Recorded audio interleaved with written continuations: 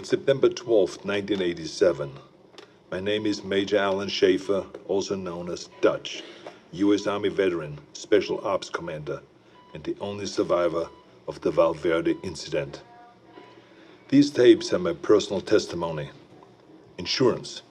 Should anything happen to me, what I've found won't be lost. My team was brought in to rescue a Guatemala cabinet minister and his aide, who had been captured by guerrilla forces in Valverde. We located the downed helicopter, and the skinned bodies of those aboard hung in nearby trees, seemingly at the hands of guerrilla fighters. After assaulting their camp, it became clear that the mission was a setup. American intelligence had sent us to retrieve the captured agents who had been on recon for future military action. But none of that matters, because while we were clearing out the guerrillas, something was hunting us. An invisible killer tracked us as we made our way to the extraction point. In 24 hours, it wiped out my entire team. Rick Hawkins, Blaine Cooper, Mac Elliott, Billy Soul, Jorge Ramirez, and Al Dillon, the best soldiers I've ever known. Men I trusted with my life were butchered like animals. It was a nightmare. We walked in with guns, but it had perfect camouflage, advanced weaponry, and could see heat. It was strong and smart, a pitiless hunter. I waited, I watched, and when I understood it, when I saw how it hunted, I killed it. As it lay dying, in a final fuck you, it activated an explosive device. I barely escaped that blast. My radiation sickness and the crater of the explosion are the only evidence it ever was here. I've given my official statement to Agent Peter Keyes of the OWLF, but it's become clear I needed to investigate Valverde myself. Keyes was thorough, but he asked all the wrong questions. I mean, we have proof of alien life, but that life sees us as game. It's an alien whose first contact with humanity was to hunt us for sport. All Keyes cared about was the technology lost in the explosion. He can see the jungle for the trees. I see the threat.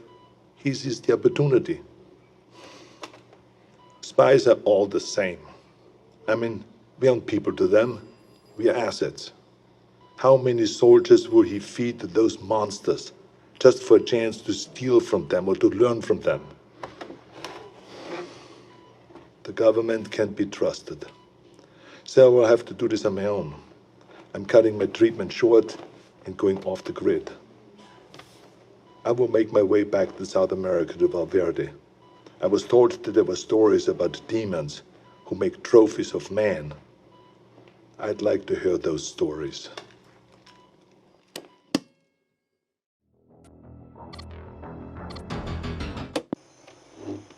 April 8th, 1991. I'm not dead yet.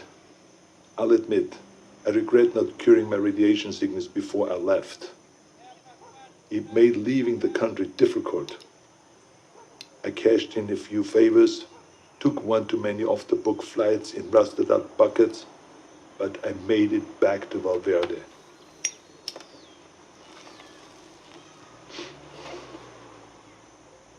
The area was on lockdown, sealed by American intelligence for study. The complex centered on a crater from the alien self-destruction. I found the scientist slumming in a local bar. A few drinks, a couple of threads later, he was ready to talk. It wasn't much, barely anything I didn't already know. The blast emitted a form of radiation they'd never seen before. Some believed it was extraterrestrial, some didn't. Either they're not too bright, or there's nothing to find. I decided to let them keep searching in vain. It kept them busy and off my trail. I've been touring villages and small towns using the cover of an author writing about South American folklore. I don't know if any of them bought in, but they took my money and told their stories. The closer they were to the jungle, the more stories of devils in the trees. Some were bullshit, made up on the spot, but some carried consistencies that I couldn't ignore.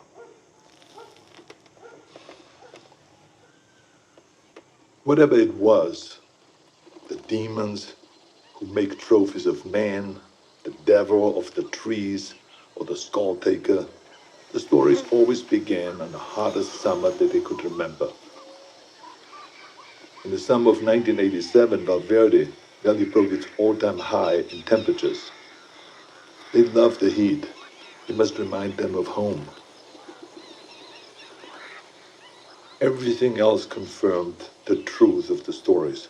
Proud warriors skinned and hanged, skulls and spines ripped from their bodies.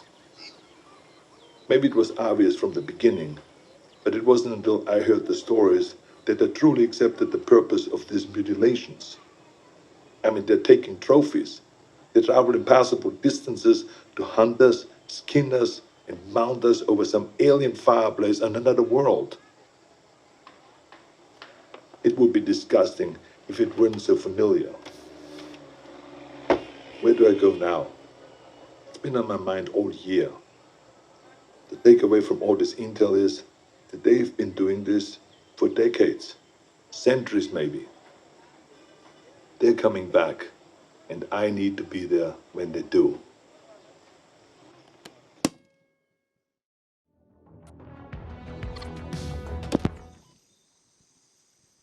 June 27th, 1992. It's hard to remember that the most important part of an operation is patience. You can plan the perfect op, but you can't account for everything. If shit goes south, there's nothing to do but to adapt and finish the mission.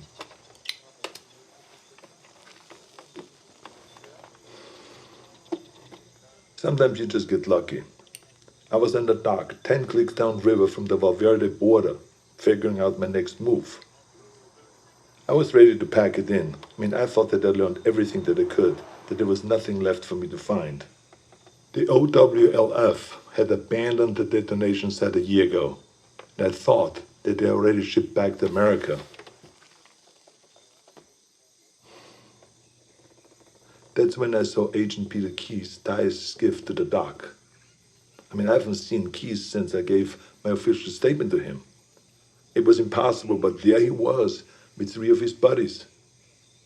All agents. The clean, tidy outfits give them away all the time.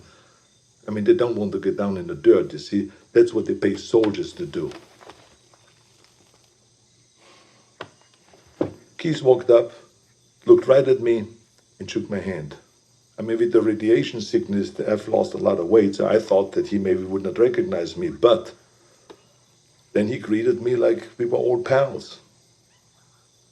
Keyes is a good spy, saying nothing, implying everything. We spent the next few hours trading war stories at the bar. If you had heard us, you would never have suspected we were trading intel on an alien manhunter. His cover was that they have been looking for a serial killer, a sadist who has been operating in the area for years, hunting people like animals and then skinning them alive. Keyes wanted to talk about the monster, so it all came out in the cover story. In many ways, they were just a few steps behind, surveying villages for information, locating witnesses. He did confirm one thing that I only considered. He told me how the killer chose his victims. They were always armed. A rifle, a pistol, a knife in the boot. He wasn't taking kids or random villages. He wanted a challenge. Whatever it was a hunter. When it killed for sport. I wish they were here for a military action, recon for an invasion, but the truth was so much worse. We are prey, animals, fit only to be hunted. Keyes and his buddies paid the tab and mine, but before he left, he winked at me and he said, "Stay out of the jungle. That's where he gets you." I tracked Keyes and his team for weeks, but they didn't learn anything new. Maybe they knew that I was there, maybe they didn't, I don't know. I've risked enough for now. I think it's time to disappear. Keep my ear to the ground. Be patient.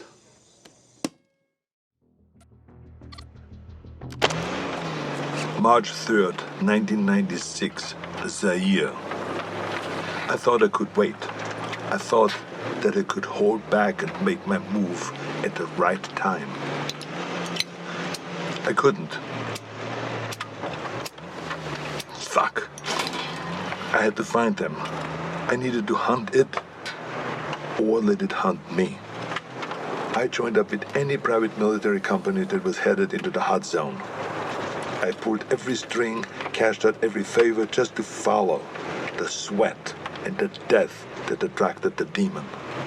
I eventually put together a team myself. Lost soldiers and haunted men, willing to fight and to die wherever I led them. They thought that I was a legend, and I let them believe that. I'm quiet and good in what I do. They needed them to see me as a legend, so that they could take them to die in a sweltering jungle. We went on more missions than I can remember.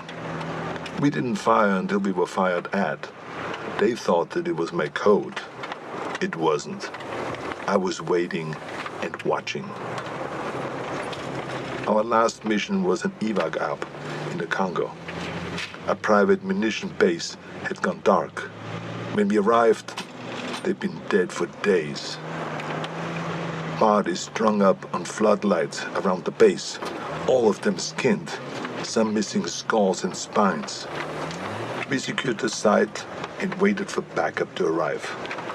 In the heat of the day, I stared into the waves of heat coming off the concrete, thinking that any minute they might come alive as the invisible killer. And then they did. I didn't wait. I unloaded every round I had. Trusting me, my team fired in the same direction.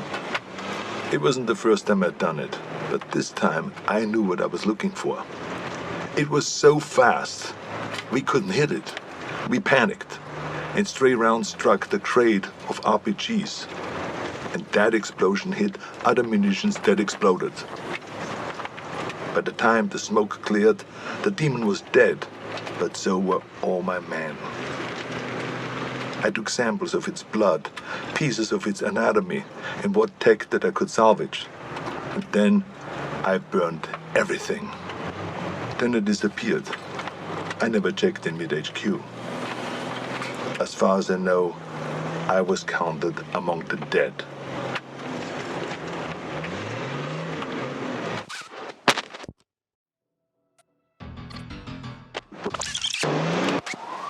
October 12, 1997, Los Angeles. I needed to come back to the States. It wasn't impossible to sneak contraband through customs, but I wasn't willing to risk what I found in the Congo falling into the wrong hands. Instead, I traveled to Mexico aboard a cargo ship bound for the port of Altamira. From there, I made my way to Tijuana, and I bunkered down. I had tangible proof of extraterrestrial life in my possession, but no idea what to do with it. I'm not a scientist. I did a soldier's duty and secured valuable intel. This was out of my pay grade. I kept an eye on the news. Los Angeles was having a record-breaking heat wave and a gang war on the streets. It was perfect. I could feel it in my bones. I'd been tracking them for so long, I could think like them. I could smell the prey. I could see the hunting ground. I had to get to LA. Crossing back into the States from Tijuana wasn't that difficult, but by the time that I'd reached the city, it was already over. Like Valverde, the OWLF only found crumbs. What I'd hoped might be an alien ship turned out to be only a launching site. I wanted it too much, and I got sloppy. I breached the OWLF's quarantine and was captured. I'd hoped to be bailed out by Agent Keys, but he died. With Keys gone, the OWLF was leaderless and disorganized. I was interrogated. but I negotiated my release by bartering the alien materials that I'd recovered from the Congo. During the negotiations, it was clear how little they knew. They needed someone who understood the threat, so I offered to work with the OWLF as a consulting advisor. They had the funding, the technology that I needed to continue my hunt. I wouldn't work for them, but I would work with them. There will be a weapon that I can use to hunt down these predators as they move to fresh ground. It's only a matter of time until they see us as a real threat. When the prey can fight back, it's no longer a hunt. It is war.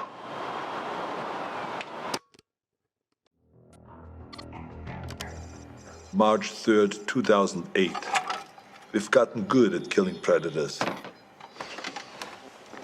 Every time we find one, we come back with more tech, more research, and the OWLF's funding goes up. Together, we have gotten stronger and more efficient. For a time, the aliens were surprisingly predictable. They had no idea that we knew so much about them. But that began to change. They sent better hunters every time.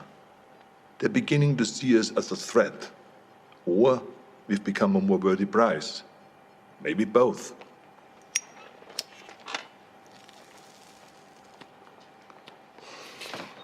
We know this because our last encounter was special. We weren't certain if they had any gender to speak of, but that changed when we came into contact with the female. She was smarter and deadlier.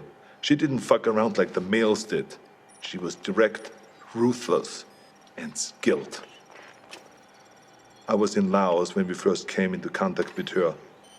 It was Valverde all over again. Her ambush wiped out my entire team. Only this time, she got me. In a small village, I lost track of her, just long enough for her to pin me with a razor net.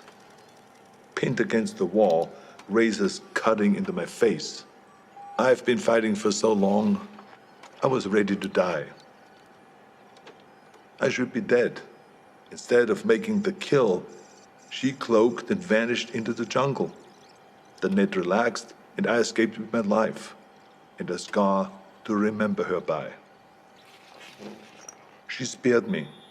Only me. Like she knew who I was. I returned to the exfil. My first failed mission in a long time. Are we going about this wrong? I mean, we've learned so much. But in doing so, have we made ourselves a bigger target? I can't stop thinking about something Napoleon said. You must not fight too often with one enemy, or you will teach them all your art of war. I started this believing that we were learning how to hunt them, or maybe she let me live to just be hunted another day. We were teaching them how to hunt us.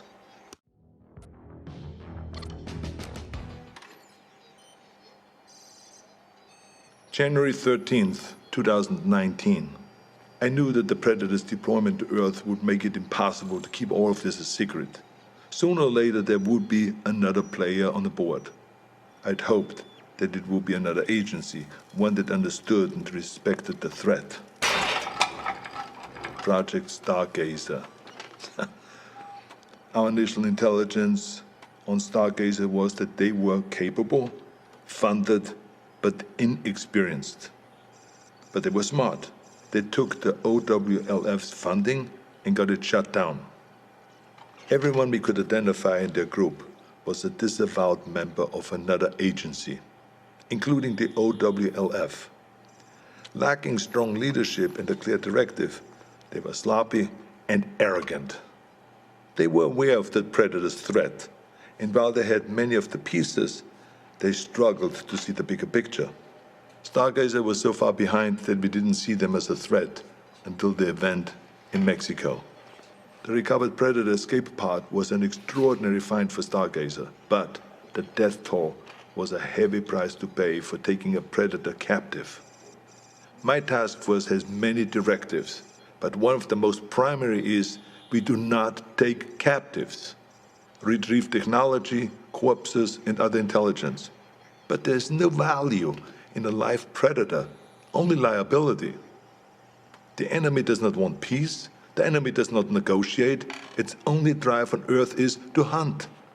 What we might learn from a captive predator would never be worth the risk to our people. Stargazer didn't learn from their mistakes, and the technology they've recovered has only made them cocky. When the government cut ties to the agency, it should have shuttered their project permanently, but they only shifted their goals. Guerrilla factions and private military companies are being contracted by Stargazer to set up bases and equipment in locations that we have identified as ideal hunting grounds. We believe that the former intelligence project is setting itself up to be a fully independent dealer of otherworldly arms. This is the worst-case scenario. Hostile forces will use those weapons on their enemies, and they will use them on us. All the while, the true enemy stalks us unseen. It's a distraction mankind can't afford. Stargazer will have to be dealt with.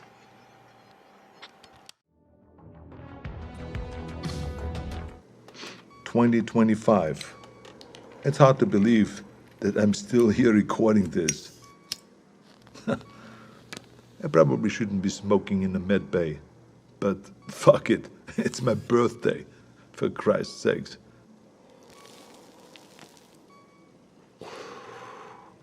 I turned 78 today, but I'm out there hunting. I should be retired. I should be doing anything but this. My life shouldn't be possible.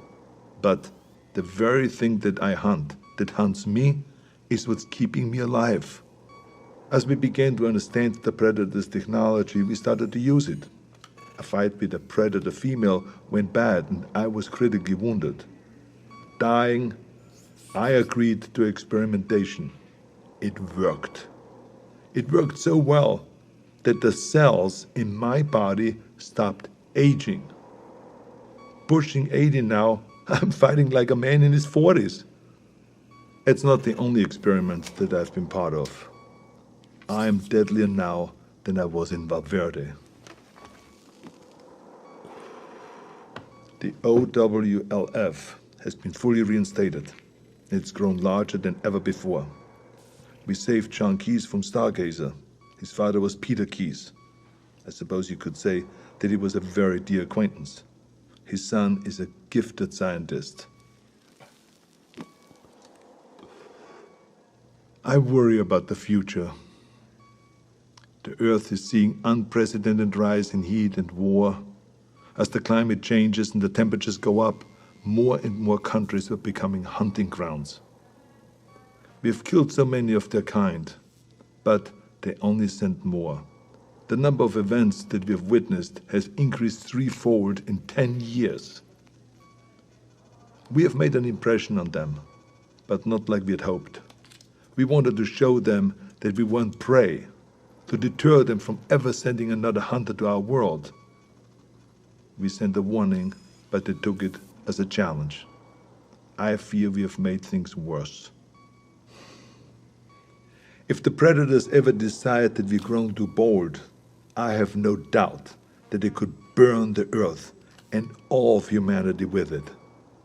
My only hope is that while they waste their time on sport, we can rise up together and stand against them as a species. Until then, we keep moving, we keep hunting, and we keep our eyes open.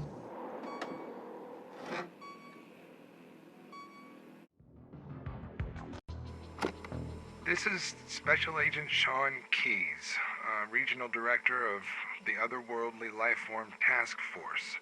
The date is February 23rd, 1996. After accepting this position, the team felt it would be a good idea to start recording my general thoughts for posterity. So, few people have been exposed to the kind of things I'll be seeing, and to be honest, I'm not sure if that's exciting or terrifying. regardless, now that I've been fully debriefed, I can get to work investigating this fascinating new species. Director Peter Keyes, my father, was part of the OWLF in 1987 when first contact was made with the Predator by a team of highly trained Special Forces soldiers in South America.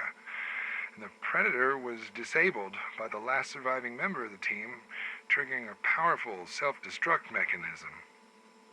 My father and his team interviewed the survivor extensively, while an OWLF survey team combed the blast area for any evidence.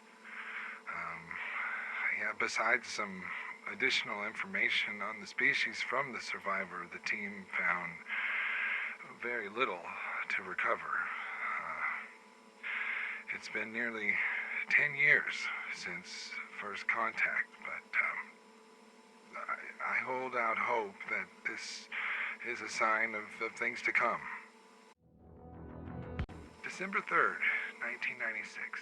Things have been moving slowly. I knew this would be difficult, but there's finding a needle in a haystack, and then there's finding a needle in 20 haystacks. I've spent most of my time sifting through hundreds of documents and countless data entries trying to understand the predators, a name my father apparently gave them. After the OWLF made contact with the survivor of the Valverde encounter, Alan Schaefer, they received a wealth of knowledge that helped define how these creatures operate, luring and stalking prey, skinning them, making trophies of their bones. I mean, these are the hallmarks of a sport hunter, not a simple carnivore. And furthermore, when Schaefer was completely disarmed, the Predator removed its own weapons, suggesting a cultural system of honor. And after the first encounter, things started to fall into place. Some details and past stories yielded more data in retrospect. And these notes, looks like we've had multiple documented encounters over the past few years, but nothing that yielded more than stories and other anecdotal evidence. February 12th, 1997.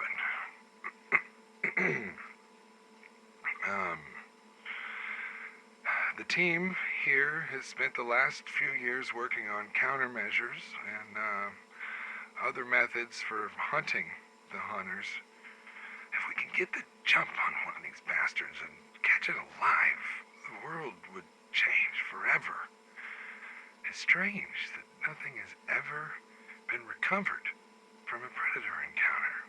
No body, limb, even a finger has ever been found, although this isn't entirely surprising. The predator is perfectly designed for covert hunting. I mean, we can't see it because it employs advanced light-bending technology that renders it effectively invisible. However, it can see us perfectly through active infrared scanning. I mean, we're betrayed by our own natural body heat. Fortunately, the infrared isn't too advanced. Dutch Schaefer was able to evade the predator's sight by covering himself in cool mud. So this led the team to develop a bodysuit that similarly masks the wearer's infrared signature. And we're still working on ways to counteract the cloaking system, but recent efforts have been encouraging. July 2nd, 1997. It's happening. We've gotten word that a crime scene in Los Angeles reportedly contains hanged, skinned bodies.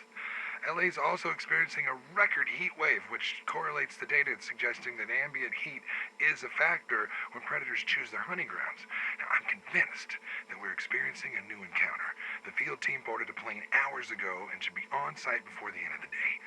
To maintain secrecy, my father and the OWLF agents are going undercover as DEA agents investigating drug trafficking in Los Angeles.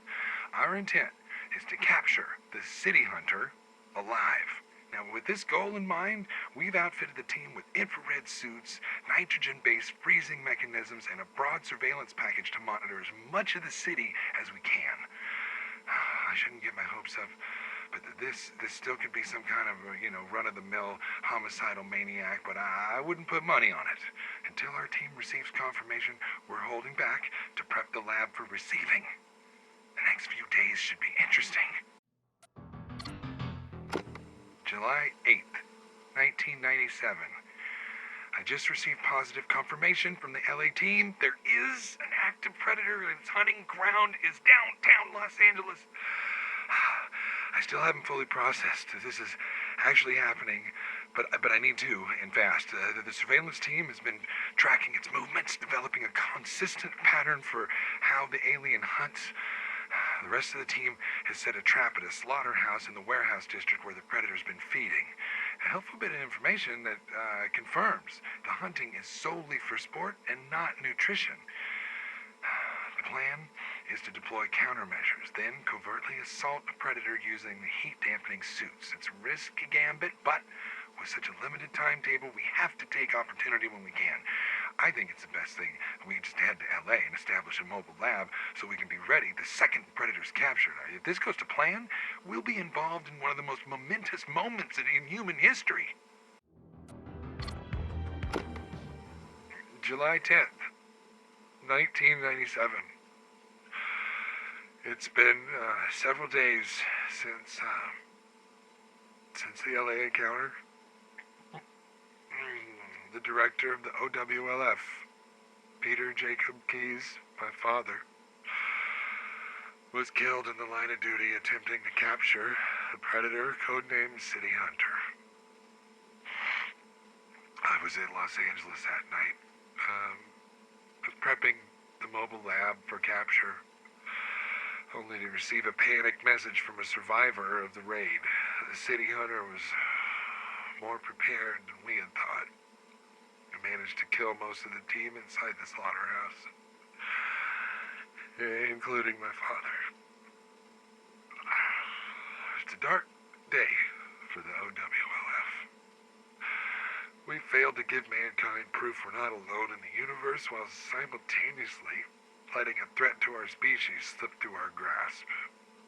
But we have to move forward. While we did fail to capture the City Hunter, we collected an impressive amount of data on it. Most significantly, an account from Detective Lieutenant Michael Harrigan, who supposedly killed the City Hunter with one of its own weapons. In his statement, he reported that shortly after the City Hunter expired, a host of older aliens appeared. And they spared Harrington, allowing him to leave. Taking the City Hunter's body with them, they launched their spaceship into the night sky. We retraced Harrigan's steps based on his testimony. And while battling the City Hunter must have had its share of collateral damage, there was little evidence that could be differentiated from the normal gang violence found in Los Angeles. However, in a rather nondescript alley, we did find something that, while not worth the price that we paid, will pave the way to making our sacrifices not in vain. It was blood. The undeniably extraterrestrial bioluminescent green blood of the predator. And this, in and of itself, was a remarkable find. But at the end of the blood trail was the City Hunter's arm. I immediately ordered for the alley to be quarantined should someone wander onto the find, but I was too late. Somebody was already there.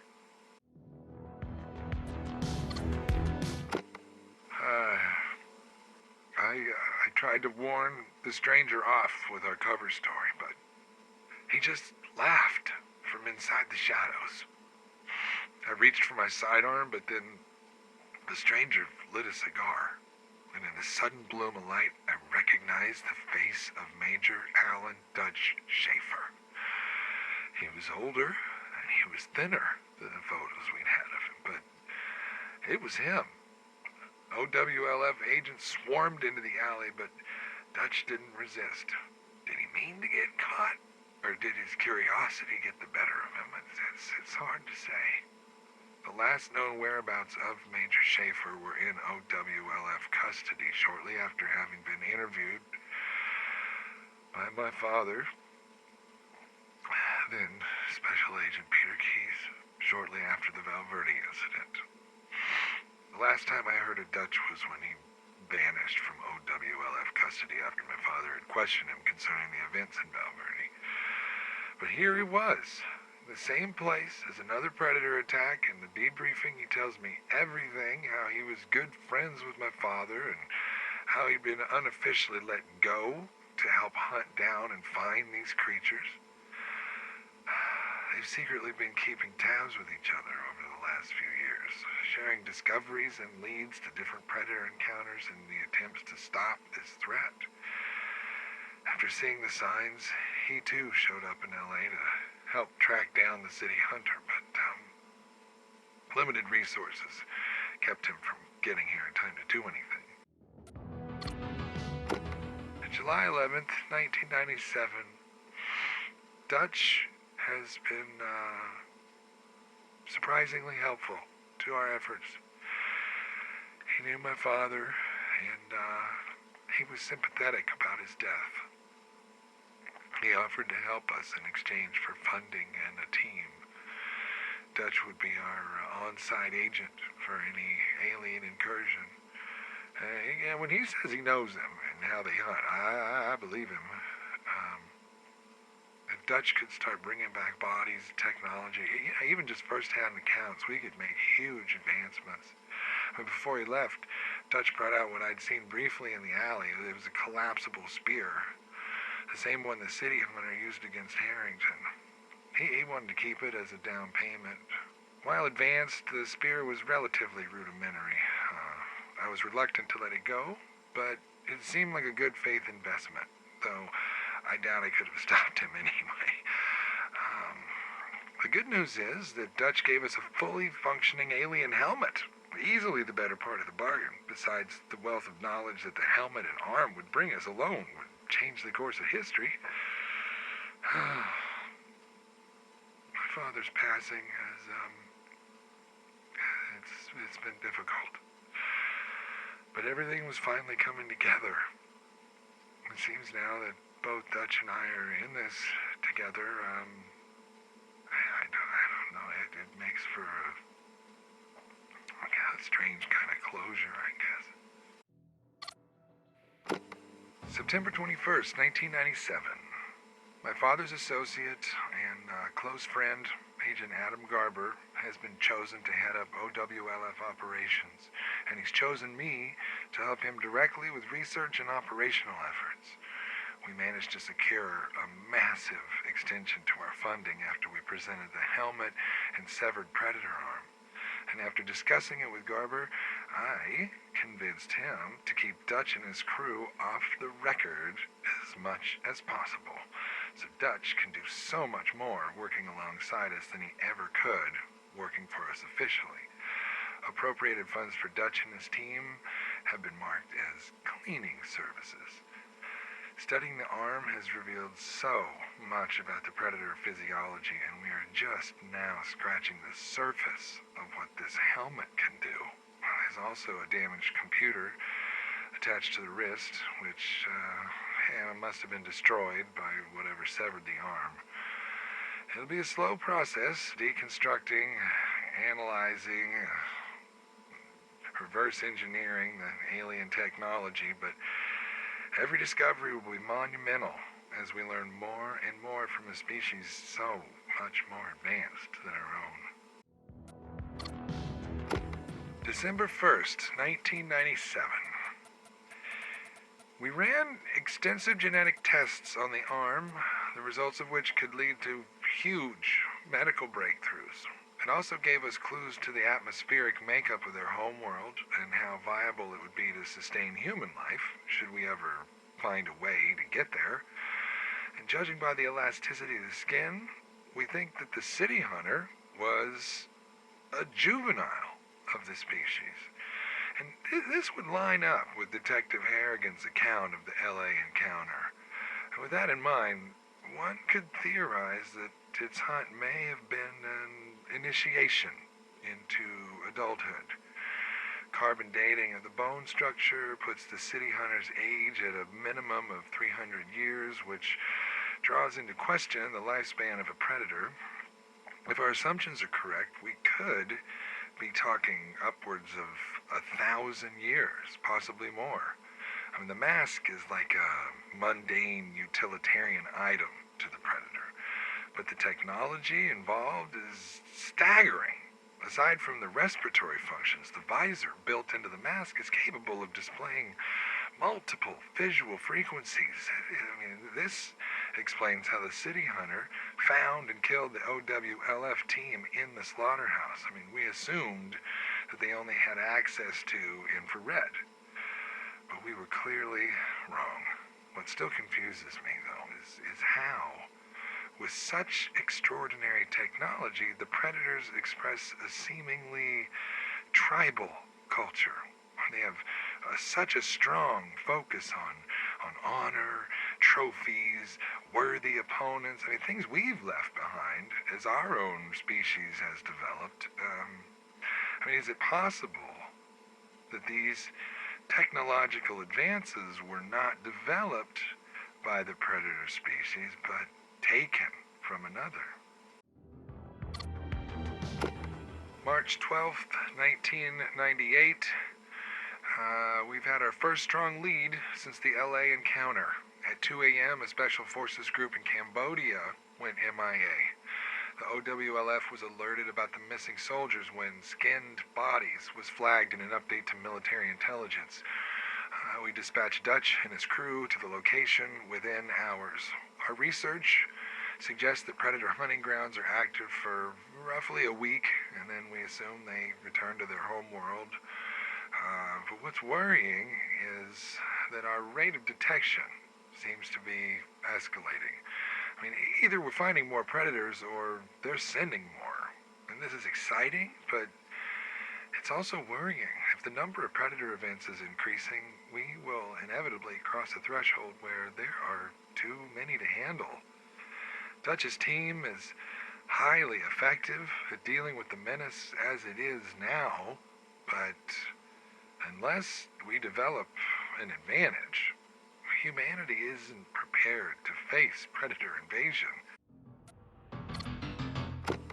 March 19th, 1999, Dutch's team managed to secure an intact piece of the predator weaponry. They tracked and killed the predator while somehow snagging its shoulder cannon before a group of elders showed up for the body exactly as it happened in LA. The elders either didn't know or didn't care that Dutch stole the gun, but goddamn, I'm glad we managed to keep it. I have the team running preliminary tests on composition and rudimentary functionality, and I'd like to get those nailed down before anyone thinks about attempting to fire it. And based on how Dutch describes it, there was a preternatural connection between the weapon and the predator itself, which would imply advanced biometric controls. Alternatively, there could be more direct connection with the mask. I don't know. I mean, there's so many possibilities, but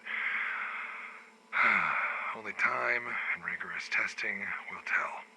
What's of paramount importance is that we don't blow ourselves up along the way. It's April 4th, 2001, and while I've had basic training, I usually stay away from field duty. However, it seemed prudent to have first-hand knowledge of the predators. And as Dutch continues to prove himself as an expert tracker, I was guaranteed a sighting if I went on the next mission. I opted out of arming myself, as previous accounts describe predators sparing the unarmed. I guess killing the defenseless must be seen as dishonorable. After infiltration, we quickly walked into a guerrilla ambush. And at this particular moment, I regretted my decision to go unarmed, but I kept my head down while Dutch and his team did their work. And after the dust settled, we heard a deafening roar. And in the clearing stood a massive predator. It had no mask. It was staring Dutch down in complete silence. After what seemed like minutes, it let out another roar. and it charged us. And as it was closing in, the predator threw a knife that missed Dutch, but it grazed my arm. An unfazed Dutch grabbed a spear from his back, and he thrust it into the predator's chest. But the spear must have missed any vital organs, as the predator continued to fight Dutch before escaping into the jungle.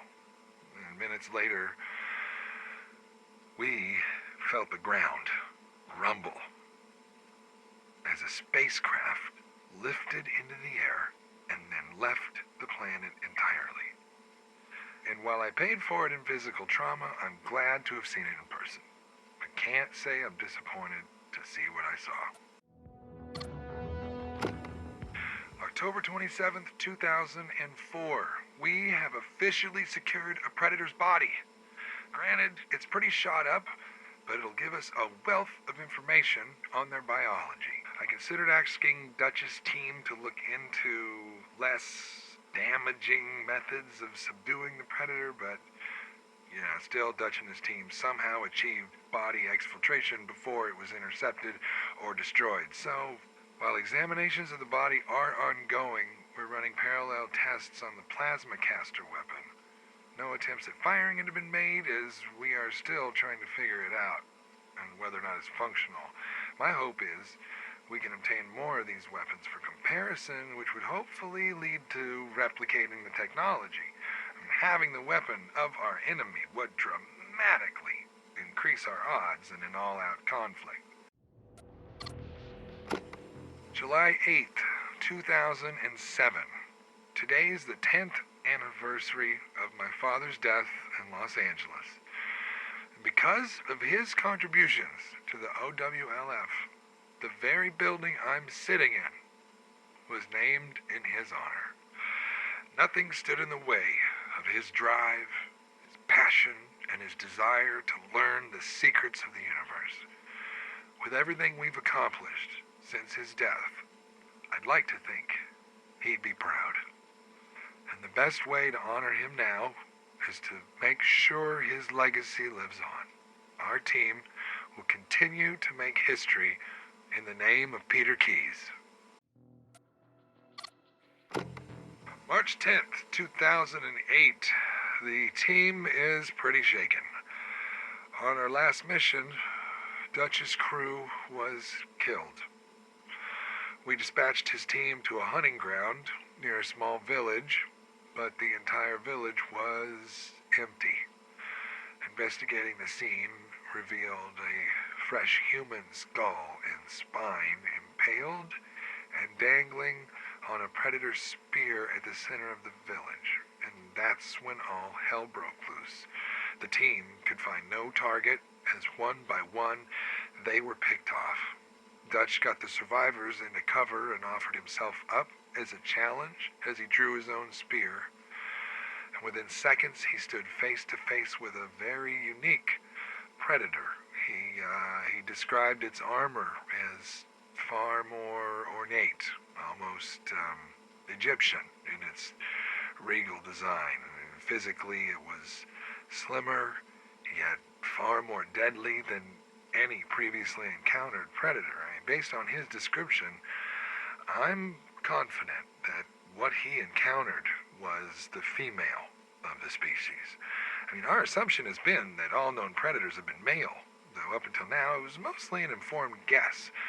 Dutch was ambushed. He was pinned to a wall by the female's net launcher, and he observed the predator walk toward him and then activate her shoulder cannon, which quickly shot every member of his team with astonishing precision. And as the razor netting cut into his face, blood apparently ran into his eyes, and Dutch says he only barely saw the predator cloak and disappear into the jungle. Given the heavy casualties, Dutch's severe injuries, it's unlikely we'll be sending teams out for some time. I fear we've kicked the hornet's nest on this one, and now the queen is pissed. November 17th, 2008. For some time now, the medical team has been experimenting with technology devised from the Predator medical kit. Clearly predicting injury on their hunts, predators carry a small host of advanced medical devices. Now, while configured for predator physiology, the foundational technology is surprisingly universal, though nowhere near ready for human testing until March of this year. Dutch returned from a hunting ground with severe injuries after a confrontation with the predator female. The consensus was that he wouldn't survive, but with Dutch's consent, we used a host of experimental options to stabilize his condition, including a serum containing predator blood cells augmented with human DNA. Now, one of the factors that contributes to the predator's long lifespan is their ability to regenerate tissue, and our hope is that this can be altered to identify human tissue as its own and repair it accordingly. So far, the serum has accelerated expected convalescence. What a man of Dutch's age should be able to heal in a year occurred in under 3 months. He will remain in quarantine and the side effects of the serum can be identified. Given how severe his injuries were, it's a small price to pay, though at some point we'll need to discuss sterilization with Major Schaefer. As if this affects his DNA, we can't risk that change disseminating into the gene pool. It's May 24th, 2010, and things have been alarmingly calm, which is making me nervous. A short time after Dutch's brush with death, we had an energy surge that only affected the predator equipment. We have no idea what caused the surge and can't tell if it damaged anything, but it was definitely some sort of localized anomaly. Granted, we've collected quite the assortment of predator tech, but the possibility of losing even a few pieces is terrifying. I'm worried that this has something to do with the emergence of the predator female. Are they preparing for something? I doubt they've decided to leave Earth alone. Either way, we're in a holding pattern until the next encounter, but with this predator drought, we may be out of luck. March 3rd, 2015. With predator encounters dwindling, our funding has been adjusted accordingly. I know the other intelligence branches have been eager to get our section closed, as they're not privy to what exactly we've been doing. And they know we're in research and development, but we haven't produced any weaponry or technology that's ready for deployment, which was a major incentive for getting the OWLF established. As far as they know, we're just a bunch of UFO lunatics chasing conspiracy theories. The technology that we've recovered would suffice, but there's so much more to what we do than just harvesting weapons for conventional warfare. Regardless, it seems we'll have to bite the bullet and do what we need to do to defend humanity against the predator threat. If we throw the government some of our lesser breakthroughs, maybe that will keep the wolf from the door. Either way, we'll need a live specimen to make further significant strides. It seems that every encounter with Dutch leads to a dead predator and broken gear, and that's only if another band of predators doesn't show up and take the body. Long story short, something needs to start happening soon, or the OWLF may have to shudder. Final entry, August 29th, 2016. It's official. They're abolishing the OWLF. In my opinion, it was a certain central agency that stuck the final knife in our back. But that's not relevant anymore. A group of private contractors pitched a task force to replace us, and it was approved. Because we blazed a trail of discovery, they were able to swoop in and overpromise without putting in any of the legwork. Because of their prior weapon development experience and the guarantee of a predator within 1 year, they were swiftly greenlit. Many of our other agents, myself included, were given jobs on this new Project Stargazer. Since this is no longer the OWLF, I suppose I don't need to record these anymore. It's not like anyone will hear them. The research department's being cataloged and classified for storage. Still, I just wanted to say, I'm sorry, Dad. I'm sorry, Dad. I tried to keep it going. I really did. I tried to find a way to keep this from happening to anyone else. But it was too much. Project Stargazer is not what you built. But I will make sure I bring your vision with me. Fortunately, Dutch managed to stay out of our official works, but I'm sure I'll be hearing from him soon.